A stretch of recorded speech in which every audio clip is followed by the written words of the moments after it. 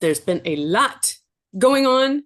Plus, because we were just talking about like the finale of House of Dragon is coming up next or Yes. tomorrow, and then X-Men 97 season 2, which we're going to record here in a little bit about 5 through 8, is the finales this week. And I think I'm 99.9% sure D23 is this week as well. Like there's a lot going on that we need to discuss. So we are going to get I did not into realize that. You are correct. yes, and Whoa. the way like they've been rolling out these X-Men Yeah. casts that's going to be especially now that Spider-Man Brand New Day is Yep. out and everybody, spoiler alert, kind of knows that Jean Grey. I mean, you know, you should have known it before the movie, but I think they're really going to start making some of these announcements here. 100%. D23. So big week, big week. It's going to be Yeah. a lot of content, A lot. whether we like it or not. It's a lot. But right now, we are going to be discussing X-Men 97, Yes. season 2, Yes. episodes 5, 6, 7, and 8. Again, there are Yes. only 9 episodes in this season, so this is taking us all the way to the episode before the finale, which again, we will talk about later this week. Yes. But so we have episode 5, which is called Weapons X Lies and DVDs, which is, I believe, a throwback to a previous Yes. episode, which I'm blanking on the name of what that one was called. But Something lies and tapes or VHS tapes. yes. Um, and this also is a referring to a credit scene in one of the end of one of the episodes where Captain America meets Wolverine and hands him a file on, I believe, either Dr. Cornelius or the more of the Weapons Plus thing. Yes. So what we have your classic like 1980s helicopter action movie scene where you've got all these guys, ragtag group of, in this case, anti-heroes, because you have Wolverine, Sabretooth, Lady Deathstrike, Maverick, Garrison Kane, and Morph, Yes. who's kind of along for the ride, which we'll get into that. And your typical helicopter scene, well, they're all just sitting around and they're kind of BSing, talking about their old war stories or just their old fights. And they kind of question Morph, like, what are you even doing here? Which is a question he dodges for the entire The episode. entire episode. Because as we get into this one and also the next episode, this should have come out during Pride Month because there is a lot of man on man action in this episode. Not that I shouldn't say that there isn't a lot of, but there's a lot of man crushes on other men Yes. from men that are happening in these episodes. Morph is obviously enamored with Wolverine, but will not Yes. answer why he's on the trip. Hasn't said anything to anybody. So the automatically before really they can get into the meat of why Morph is there, these mutant birds kind of fly into the helicopter and crash it, and immediately, um, Maverick is taken. I believe it Maverick. I think it's Or is it Maverick that, yeah, is taken out. okay, Maverick is immediately taken out. Yeah. He's impaled. Crewman number six. Just, Yes. So you have Morph, Lady Deathstrike, Sabretooth, Wolverine, and Kane. They're kind of all spread out trying to find each other. And then it immediately turns into the movie The Thing. yes. They're on the ground. Everyone's questioning everyone. They don't know who's possessed, who isn't. Right, because and then like they immediately get oh, I'm sorry, it's actually Kane that gets killed in the crash. That's my bad. The rest, so they do kind of all, well, when they morph, Lady Deathstrike and the Maverick all fight off this polar bear that attacks. And Wolverine comes to the rescue, and then Sabretooth ends up saving him. And, you know, they always have their back and forth. But again, they discover that this is a mutant polar bear because this like greenish like liquid is coming out of them. Yes. And so they find the facility in ruins and kind of destroyed, and they don't know if something broke in or if they something broke out. And so they kind of decide they they do a scan, and I believe that Maverick figures out that a there is a somebody is alive but dying, and so they're there to track down Dr. Cornelius. So they go to see if that's him, and they end up finding like all these dead bodies everywhere. And they do come across Dr. Cornelius, who is being odd, but Yeah, then you find out very that much so. he immediately turns into one of these like mutated insects and summons the swarm because we will find out later it's very hive mind. The group splits off and they're like, we need to restart power to the facility so we can get out of here. So, and we need a transport thing. So Sabretooth, Lady Deathstrike, and Morph all agree to go look to get the generator started. And Maverick and Wolverine are supposed to be going to find a vehicle, which we find out, so they split just like any kind of old-fashioned horror movie. This is what they do. Yeah. Again, Lady Deathstrike questions Morph, and she kind of likens him to, I think, is it Tomo? Tomo. Tomo. She keeps calling him Tomo, which is it's a loyal sidekick to a rogue samurai, which is, we all know that Wolverine is the lone samurai in this. And Yes. basically she's like, yeah, it doesn't end up so well for Tomo, just keep that in mind. So Sabretooth turns on the generator. They find all of these tapes where they had experimented, Dr. Cornelius and his group experimented on, again, it's weapons plus, and they're trying to find out, again, a way to make these mutants weapons, but they're unable to get past their trauma. And the only thing that they do, like even the adamantium works but doesn't work, and so they're like, we need to find a way to erase these guys' bad memories.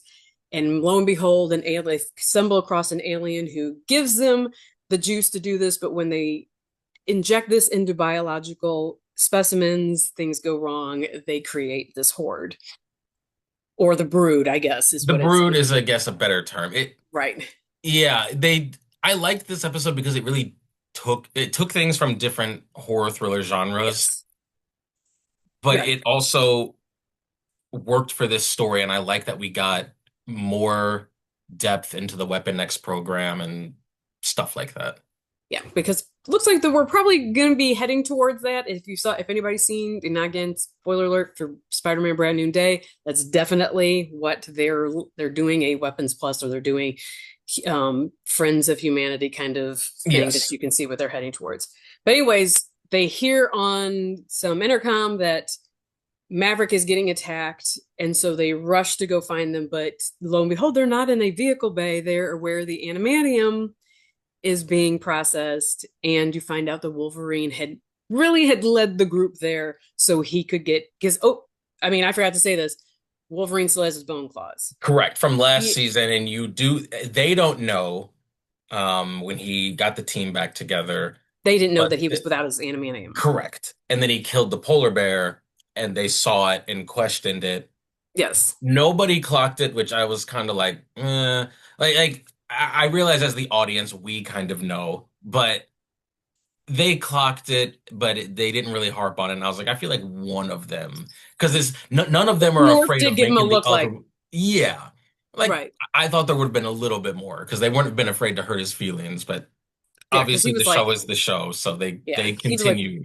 we don't have to. He's like, I don't feel the need to tell you. And Sabretooth was like, listen, when you're with a bunch of enemies and frenemies, you better be clear about everything that we're doing, Yes, because like, no, none of us trust each other. So Wolverine is attacked by the brood, and they find out that getting adamantium is his real mission. He kills Maverick, and accidentally, in the meantime, they also find out that Omega Red has been being held captive there, and he accidentally yes, releases him as well. So Morph kind of persuades the rest of them that, hey, the only way that we can get this infection purged out of Wolverine is we got to do basically what he came here to do, and we have to pump him full of his adamantium. healing factor will get rid of the virus in the Right. body. Right. His DNA, his healing factor, yeah, will just purge of this brood. Well, the adamantium would kill it, and his Yes. healing factor would keep him alive. But Right. they Yes. went to him because they were looking for they killed the humans but stayed in the different animals. So they were looking their host body had to be a hunter or alpha, for lack of a better term. Right. And And they went for so the best of the best. they Yes. went for the best of the best. So when they got Wolverine, They got the and I best. know Sabretooth hated it when Morph mentioned it, but he's like, and who's better at doing what he does than him? Right. And that, 100%. yeah. Yes, it was great. Yeah, because that's when Morph kind of figures out like, oh, if their ultimate thing is to find the best, they brought the we brought the best to them Yeah. unwillingly. Yeah, so there's a Omega Red is unleashed, and he's deciding that like he's going to use this brood to again, what he does best, that he wants to rule the world and Yes. everything. So he thinks that he's gonna do this. They obviously everybody fights and Wolverine gets his claws just in time to defeat the Brood and kind of Omega Red at the same time because they blow it up on their Yeah, they way took the out. easy way out, which like I get it because you get Omega Red in there. It's one of those things we kind of talked about when the X-Men fight the Juggernaut. They never really beat the Juggernaut. No, It's like, oh, he falls off a cliff and he can't reach them, or right. something happened. So they come to a standstill. So they had to kick him into the building and have the whole building collapse because, Which which, is good because you never yeah, want those guys defeated. You never want them no, defeated, nor can they to be kind of be correct. defeated. And that's the reason you bring them into the stories because it's like, okay, we need somebody that we can just kick around here for a few minutes and toss him on the back burner, and we know we can bring him back out again for a fight. Hmm. It's no big deal. But at the end of all this, Morph and Wolverine's relationship becomes strained because he kind of says to Wolverine, like, did we really have to do this? Like, what is this why, like, aren't you more than this? And Wolverine's like, I'm nothing more than an animal that's, I'm just a killing machine. That's what Yeah. I am. And Morph says, does that make you sad? It makes me sad. Morph was so good in this episode, and I gotta say, shout out to Morph because I went back and watched the episode again. Anytime they were attacked or the jet got destroyed, Morph was usually the first one that like locked into the situation and reacted and turns obviously like infinite choices, but he turned into a flying character, can catch people, do this. When they got into the facility, that's where I was really impressed because Morph is surrounded by mercenaries, the best of the best, who have been in more battles than he could dream of, have stacked Right. more bodies than he could dream of. And then when they got attacked, went like every time they were attacked, he was like the first one to react, and I was like, "That's pretty good." Like, Yeah. because I thought they were gonna be. I knew Morph is an X-Men. I knew Morph has been in battle, but I was like, they're gonna be like trying to save Morph and have to like, oh, we got to pull him along, and it's like, no, he held his own, and in a lot of cases was better than them. Which is crazy for him to be just a made up character for the show. Yeah. Yeah, I mean, really, like I know that they pulled like a little bit from like other mutants, but Morph is a creation of X-Men 97. correct. X-Men, Or I should say the show. X-Men in the Yeah, of 90s, the but show. yeah, they updated the look to just be like more of a Chameleon. chameleon. Yeah, Yeah, because in the original, the face that was used, well, it was a little creepy, but right. it's an insane. It's kind of like Harley Quinn being made for the Batman animated series and then turning into one of DC's like biggest characters ever. Right. Yeah, I think he's a great character, and clearly his love has waned a little bit here now for Wolverine at the end of this Just a episode. bit, yeah, Just a bit. yeah. That So I we, thought yeah, you could see it, and I thought they did a good job portraying that with the dialogue and stuff like that. Like, yeah, after this mission, Morph looks at Wolverine different. Like, is he completely turned off by him and all that? I don't think so, but you can like they have reached a the shine shift. is off a little bit. Yeah, Yes, yeah. He's a little disillusioned now. He's like a little bit probably more wary of what his motivations. Because I mean, he was very obviously very much in love with him because when Morph was being controlled by Mr. Sinister, Wolverine was the one that did not give up on him. correct. He was the one that's like, let's go back for him. Let's, like, we're not just going to give up on this guy. We're going to, like, we don't turn our back on an We X-Men. don't, yeah, So that really stuck with Morph and obviously blossomed into a crush. And now it's a little bit more like, because he really, and what I think it's kind of probably has to mess with him a little bit is in order to snap Wolverine out of it, is he had to turn into into Jean Gene. Grey. So yeah, it's probably, like if you're a dude and you got to turn into a woman to get your dude, It gets you. it may be a little rough.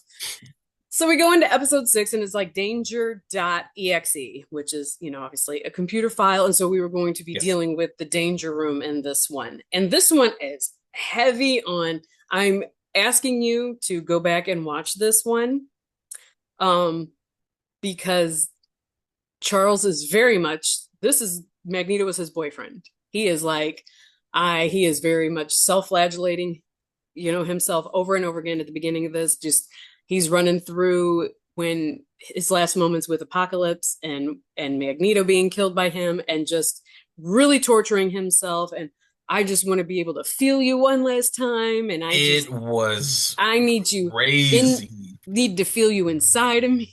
And again, no shade here. We love our LGBTQ We do. community 100%.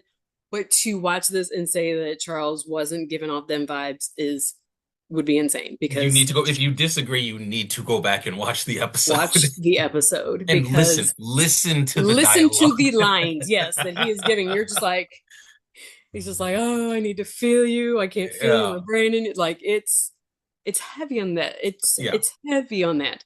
So he's using this as a form of he's using Danger Room as a form of therapy to keep reliving Magneto's death.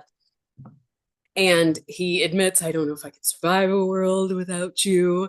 And he keeps saying, like, he's basically saying, like, keep going because in the Danger Room, the way it behaves is it feeds off of that and it will keep adapting and growing stronger because if this is not defeating you, it's going to keep coming back. And so it kind of evolves. And it's kind of exceeding its safety limits here.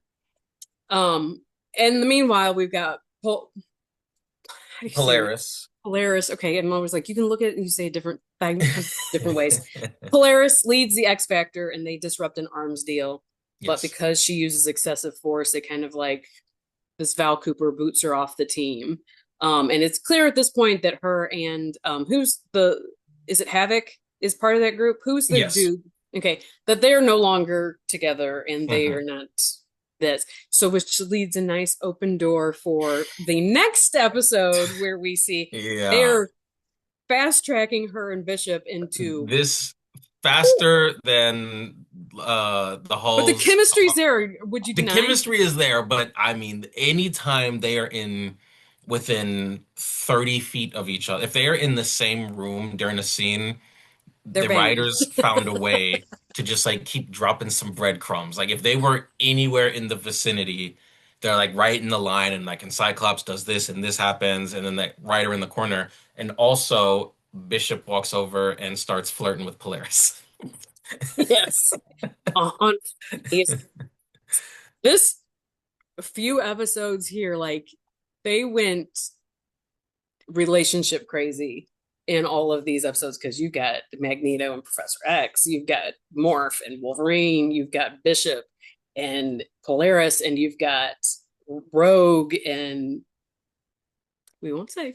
Anyway, so we've got them. Bo DeMayo, we need to get Bo DeMayo on the phone. I know he's not a part of the show anymore. I don't know. We got to subscribe to his other site to get a conversation with him. But I need to know what was going on in the writers' room I think we know. because, well, yeah, I yeah. think we It has know. just been episode after episode. Yes. So Polaris returns to the X Mansion. She's like, I know where I can go, and she reunites with them. Xavier promotes like, Building off her and Jubilee's conversation or heart to heart in a couple episodes ago when Jubilee was captured. yes, yes, yes, because she was kind of getting disillusioned back. You Yeah, could kind of she's see the one it. that let her out so she could escape. Right. She was kind of heading that direction, anyways. Yes, Storm is now headmistress, and love it. they all kind of return to the ruins of Genosha with Cyclops, Jean, and Beast. Because again, Xavier has a talk with Polaris after she returns, and he's like, "You don't know your dad like I do, and I can like just let him. You need to feel him inside You need to you the feel him way I feel inside him inside." you. I need to feel him inside me. I used to feel him inside me. I need to feel that again. I What? was just like, My daddy? should we leave? Like, do I need to leave the room? Um, yeah, but Polaris helped Bishop with an emergency in the danger room, which apparently basically starts attacking them and some students, which I think they never really kind of make it clear. I think it does end up killing the one student. It looked like they were needing to get him some medical attention and not like he's dead. So I believe when they took him out on the stretcher or whatever, he was a lot. I don't know if he survived the aftermath, but yeah, they kind of just Wasn't looking good. took a kid out, and now we're moving on. Just went on.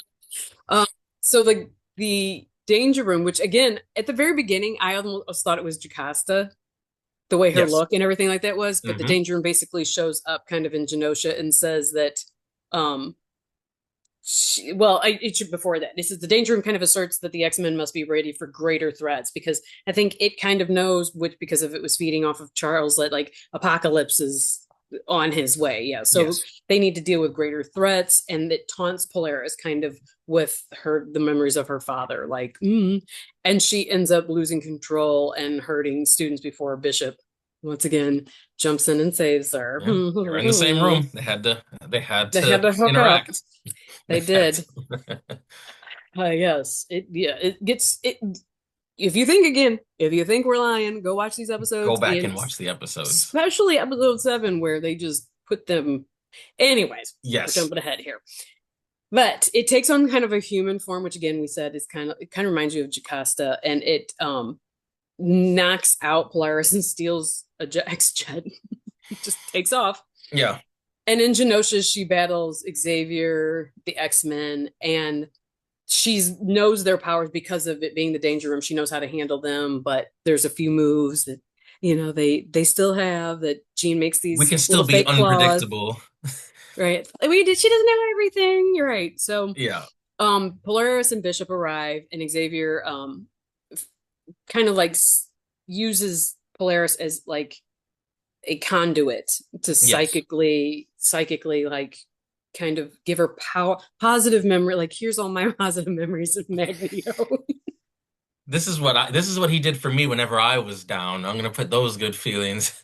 Just to let you know how much I think about your daddy. Right. um and kind of supercharges her powers defeating the danger room, but it is heavy on this. It's I yeah. I I was not a huge fan of this episode. Well, we're not even done yet. Wait, let's get to her. So basically, he uses those memories, and they Oh, decide to use right. it. You're They right. used to decide to use a base. They established Genosha as a base for just establishing the X-Corp, getting around the U.S. government restrictions. And Valcorp vows to take down X-Corp, and then in a lab in I believe in Athens, we see Apocalypse resurrect. Da, da, da, da, we knew this was coming. Gambit is one of his horsemen, and I believe he is Yes. death, right? Yes. He Death. is death. Yes. All right. So feelings about the episode.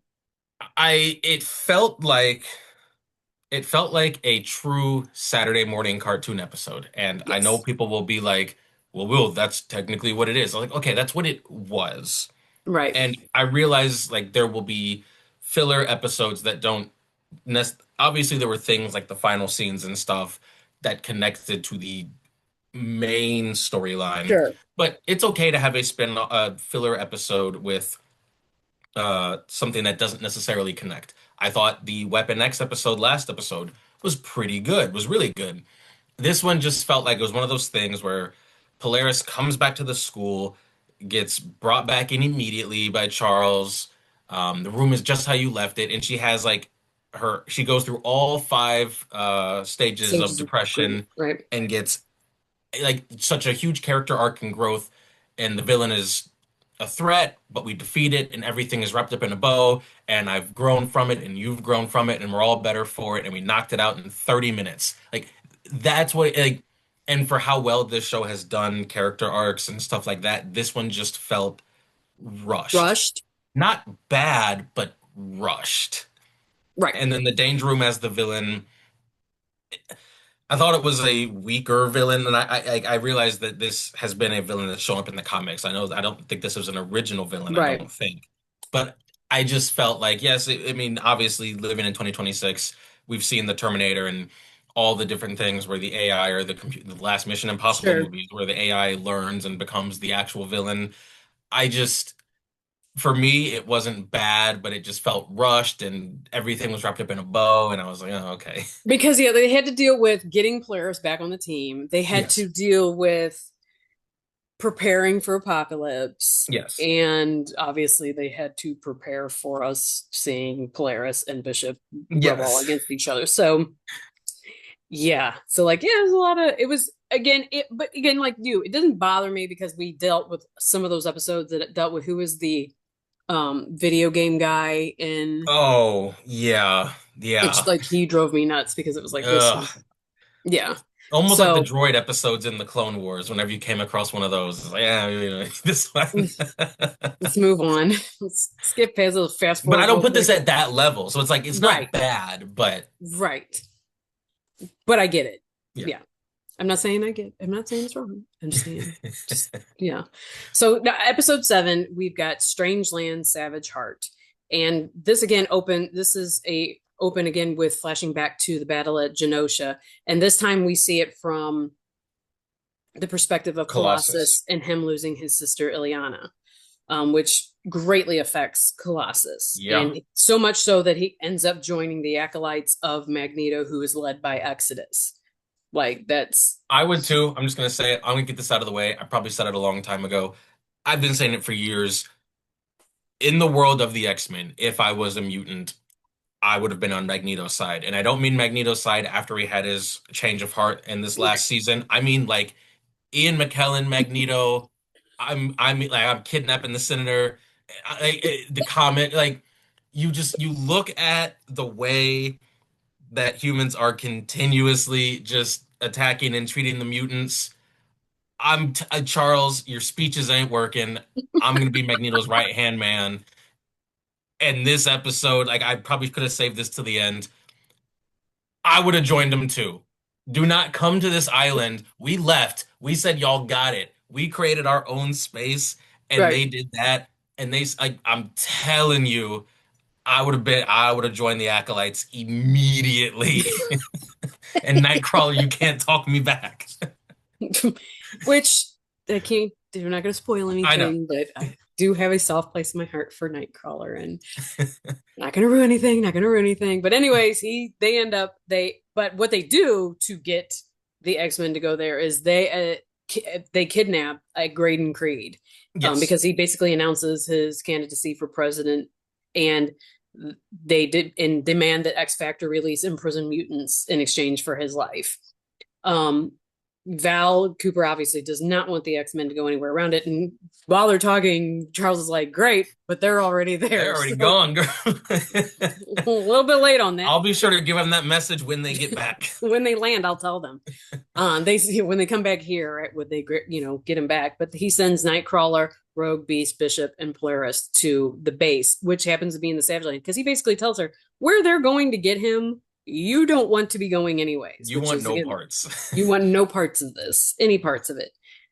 Basically, he's like, we're trying to prevent this from escalating, and so I'm sending the group there.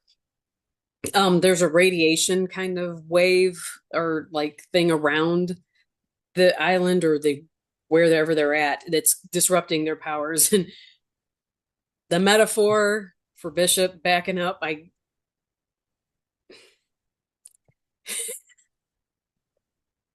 gotta release this sometime. Yeah. I don't know what I'm gonna do if I can't release all this energy. And guess who saved him? Guess who allowed him to release all that pent up energy? After, he blows out of the plane and she grabs him and they land genital to genital on the Savage Land, Like, looking into what each other's American eyes. Pie frat boy joke was I'm like, come on, guy. Like, I'm not hating. If they like, listen, I'm wearing my Rogue t-shirt today. I love these characters, and if y'all want to have fun with these characters, by all means. It just, it has not been subtle. No, no, no, not at all. Because immediately when they land, she lands on top of him.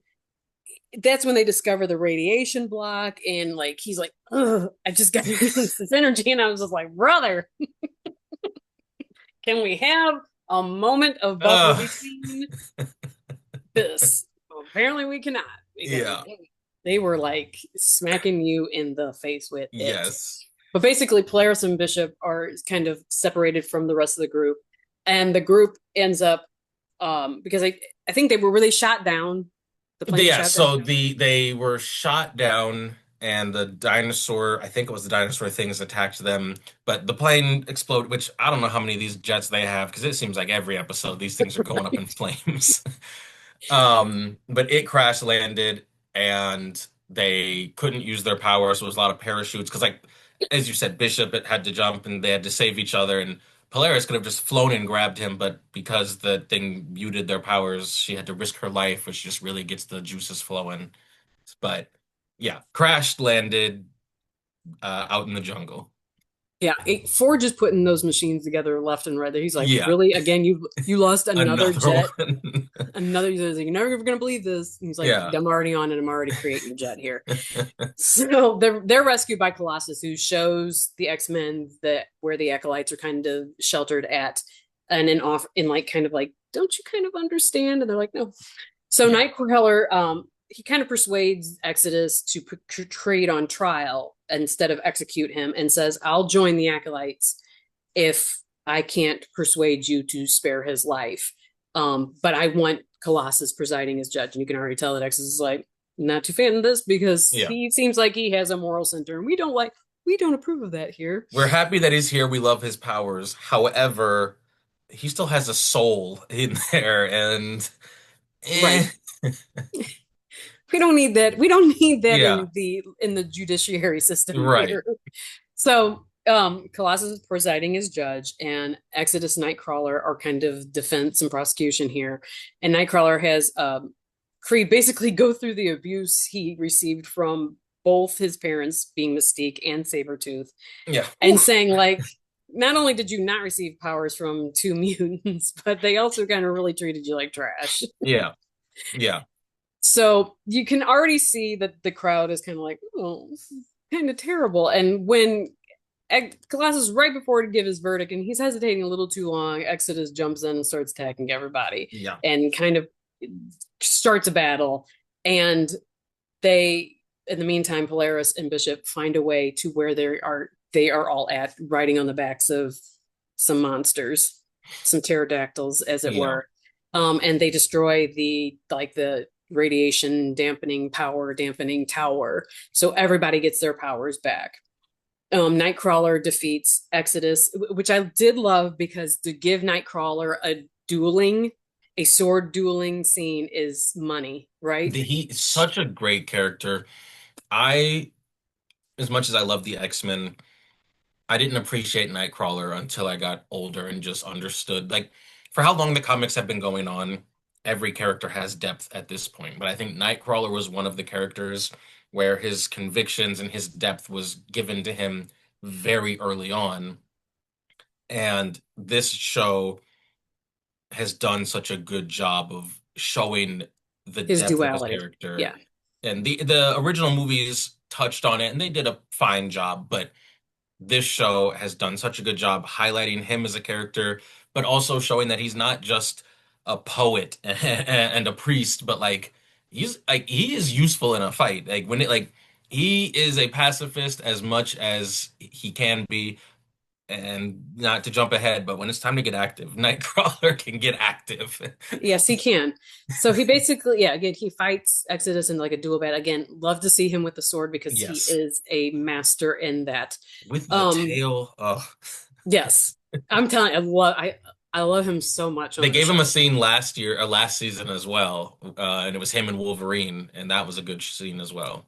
I just I love him more out of the X-Men, Yeah, the animated series than I ever could. But and Creed ends up shooting Exodus before taking Nightcrawler hostage because it's like that's what he does. But Nightcrawler doing what he does best teleports Creed to a like frozen wasteland and basically says, you know, as much as you don't want to be like your parents, you act just like them. yeah. You are their son. You are just they're not good people. You are not good people. Like I know because it hurt to hear that. Nightcrawler is Mystique's son, so Yeah, he knows better than most. Like what a not good person, what a not good mutant she is. Basically, it's just like him being half brothers are kind of like you know like you don't want to be like them and you do everything you can to fight them, but you are them. So, Yeah. and he leaves. Yeah. He leaves. Um, Colossus ends up returning to the X-Men after and the X Factor, I think, recovered Creed. But basically, like Nightcrawler asks, "Did I convince you?" And Creed says, "No, but you would have convinced Ileana." And at that point, he turns back into human and goes with them into the X Mansion. What do you And think of this episode? well, the X Force then also discovers what appears to be a apocalypse of Oh, spores in Athens, cliffhanger. and Duh. Jubilee finds Gambit's playing card, and that's how that Yes. ends. Um, I again, even last year again, they had a lot of filler episodes where you were just like, I don't feel like we're this is, but I always like when Graydon Creed kind of shows up because of him being such an interesting character, being Yeah. a non-powered human from two very pretty powerful mutants. um I have a soft place in my heart for Nightcrawler, and yeah. I um loved this episode, honestly. It's not the highest rated one. Um, I'm saying it's my favorite, but I loved this episode because I love that you're still feeling the effects of what happened at Genosha from different yeah, perspectives. And I thought having the flashback and seeing, like we get different angles of Order 66 now, getting Colossus's angle, POV of what was happening and him losing his sister, and really kind of setting the tone for like where he's at now. I thought that was great. Um, and it because shows that that before, like the reason all these like little scenes at the end with Apocalypse and letting you know that he's still the big bad of this season is it's showing you that they're barely like recovering from the attack on Genosha yes, before they're like reeling still from this in all fronts before, and so many other things, and they can barely get their feet underneath them before, but still knowing that what we created earlier this season's on he its is way. inevitable. No, I very true. Yeah, it's not like, oh, new season, we've got a new villain to focus on. You are seeing that they are still, while dealing with that incoming threat, they are still recovering from the climax of last season and getting to the island and hearing him, like you said, join the acolytes but still have a soul, and kind of just the debate between the characters. And like you said, you bring Creed into it. He's such a fascinating character, and it really challenges what you how you feel about the X-Men. That's what Creed does because, like I said, I made peace with the fact that I would be on Magneto's side years ago. But the Right. show has always been framed up that the X-Men are the good guys. And when you see a character like Creed, if you are still on the side of like the X-Men are right, Xavier is right, these episodes force you to be like, okay, but like, come on now. Right. Like, Here's the you other saw what side. they did, you see what he's saying. Like, Yeah, and like just let you, yeah.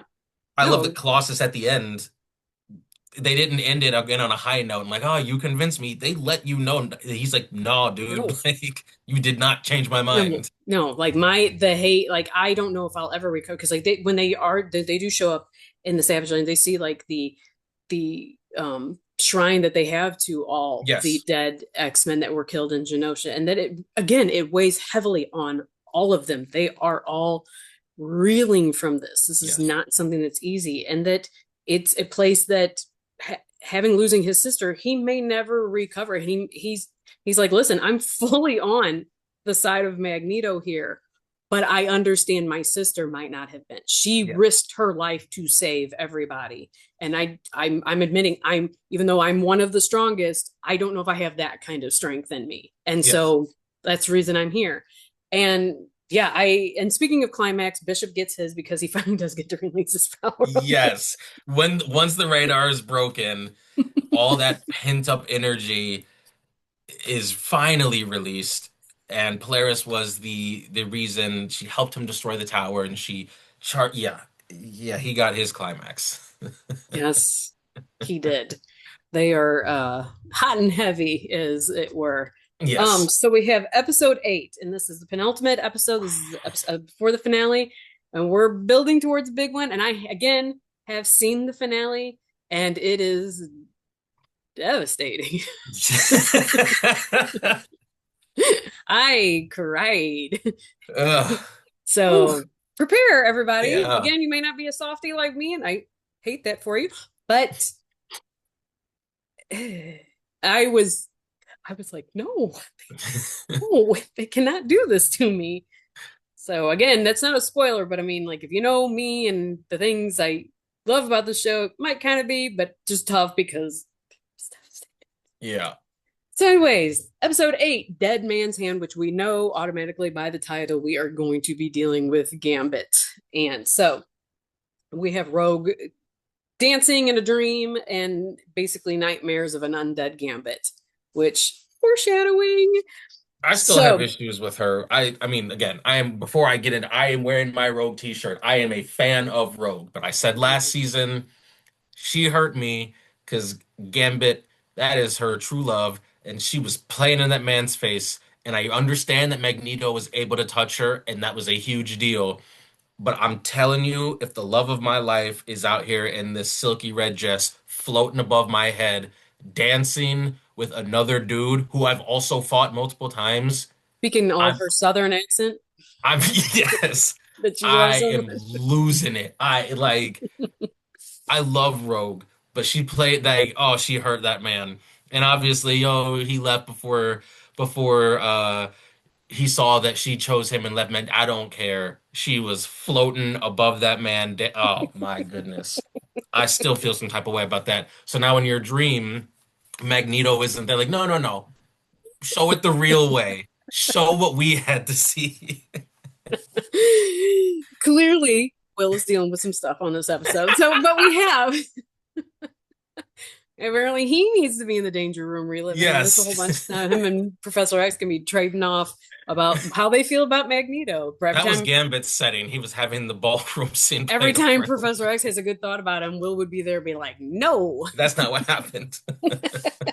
remember who he stole."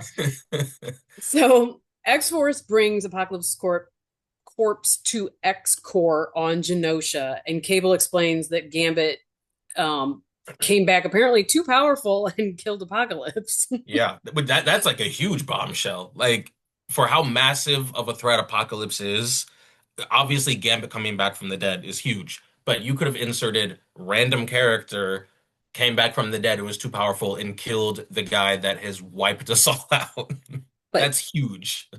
did he? Is all But I'm did gonna he? say. Yes. Did he? Is Yes. all I'm gonna say. Yes. The two groups join forces to track down Gambit. They're like, obviously, this guy, he is the Horseman of Death. We need to get a hold of him. Gambit obviously returns to his home base in New Orleans, where he kind of like puts his old family under a spell, the Thieves Guild and his ex Belladonna, and kind of makes them into his servants. Um, fair. Yeah. X-Men and X-Force are ambushed by Gambit, and he successfully puts Nightcrawler under the same spell and kidnaps Rogue, because why wouldn't you, right? Yeah. I mean, Because Rogue wakes into a candlelit dinner. Of course, she's all fancy, and Gambit really is revealing that, hey, Apocalypse once fell in love a long time ago with an Egyptian princess. I believe it was, Kandra the External, who was yes. previously Ramatut's sidekick. Yes. But Kandra used the romance as kind of like a false flag to gain a portion of his power and then ditch him. Yep. Um, so he's like, when you talk to him about love, he knew, like, it was, so you get it, Yeah. right? You were on the same page. Like, can you blame him? We were all hurt by Yep. people who we thought loved it, turning went with somebody else. But Gambit summons the external to, he's like, we're going to, basically what I want you to do is I'm going to steal the power from her, and I'm going to bind us together as an immortal couple. Like, we are going to always be together, and then I can quiz you endlessly about why you chose Magneto. Right. Exactly. That like we're going to spend eternity figuring out why you played in my face like that. Then you have to apologize to Will for it. Or yes, let me know. Let me know your reasoning. And the X-Men X-Force arrive and they basically battle Gambit's forces, but they're fended off by Nightcrawler. Which again, Listen, the man is a pacifist until it is not time to be a pacifist. Like, it's like, I'm gonna say it once, and then if you make me say it twice, exactly. Like, then we're gonna these are fight. some, I don't know if they're all Omega level, but these are some highly trained, highly battle-tested mutants, and Nightcrawler just put them in a blender. Yes. Because he's like, I'm so tired of like all my family members losing their friggin' minds here. Yes. So Professor X enters Gambit's mind the way he does and joins the power to Rogue and knocks her out. Yeah. So they're kind of battling minds at this point, and that's when we find out that the soul of Apocalypse is possessing Gambit. Yes. And he, yeah, even though Apocalypse resists, Rogue's soul enters and successfully forces him into a temporary slumber, like Yes. and sleep. Yeah. Yeah. Got him. Yeah. Got the little temporary sleep spell on him. Professor X has not won a single battle of the minds that I can remember. I feel like every time this man gets in somebody's head, 15 seconds later, after not only does he get into battle of the mind, which is all he can do because he is an old man that in a Oh, wheelchair. hold, which pause on that thought right now. What I forgot to mention about this battle and against the Danger Room is once again, what we're here seeing again, they're doing too much with Professor X and showing that his no use of legs. When they man shot out of the bottom of his wheelchair, I said, "What are we doing? Yes, I forgot about that. Why did we just shoot him out of it like a missile? Like, what are we do? Yes, What are we doing here?" And yes. then he's like, Th- I that I literally laughed out loud and paused it and was like, "What? "What are we doing here?" What are we doing?" Yeah. So go on with your thought. I just was like, Yes. I feel like every time he gets into a battle of the minds, he loses. And what makes it worse is whenever he gets into the battle of the minds, he like hypes himself up. He's like, and this is where I will get inside your mind and defeat you and figure out your real plan. And then like 15 seconds later, he's like, he's too powerful. Like this man, like I'm struggling. I'm sure there's one in there, but through the entirety of X-Men and X-Men 97. I feel like maybe once he's won the Battle of the Minds.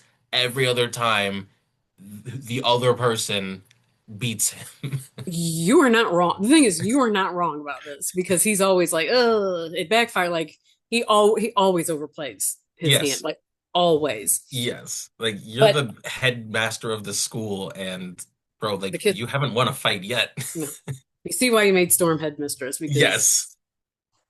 clearly Magneto's loss has done things to you. You can't. Maybe you were backed up much like Bishop was a little while ago. Because Right. maybe you should use a danger room for something else here, Professor Yeah, X. I mean, yeah, it might make you feel better. You'll be a better professor after. Right. How about stop reliving his death and clearly pick up a better memory of him that you Yeah, guys must have yeah, had? you've got plenty of them. Plenty. I just wish you could feel you inside me. Ugh. All right, come on. Anyways, Cable attempts to kill Gambit, like to kill. He's. I got to kill He's Gambit to kill. exposed. Yeah, let's kill Now's our chance. Apocalypse. Let's get him. But Jubilee and Sunspot leave with the X-Men and the unconscious Gambit, and you then see Val Cooper convincing X-Force to join forces with X-Factor Yes. to handle all of this. And that is where we are at X for Factor has had enough with the X-Corp and all of that. And they didn't really let them do what they didn't let the X-Men do what they needed to do, but they couldn't really stop them. But Val, she's had it. She's had it.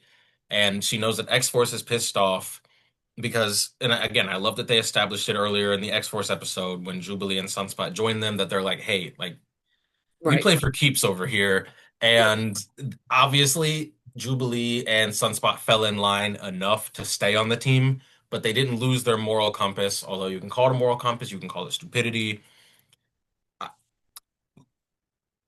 And that's why I'd be on Magneto's side. I just wouldn't be a good X-Men. you've got like his whole destiny, Cable's whole destiny is like to battle and destroy Apocalypse. Right. He's dealing with cosmic level threats, damn near. Like, I can see why he's like, we got to eliminate these guys. But Jubilee and Sunspot, they still have their morals, so they leave. So X-Force is pissed. Um, Yes. but yeah, I Especially after Julie convinces Cable to take on a whole bunch of kids and yeah, raise them as adults. yes, She's just yes, darting out now. I don't know yeah. if they did drop them off with the X-Men or I not, but think that was they the last we did. I saw. think they Did dropped him. they? I think they dropped him off, and that's who was in the danger room Okay. getting taught when it went rogue. I will say this. I am sick of the Scott, Jean, and Nathan storyline.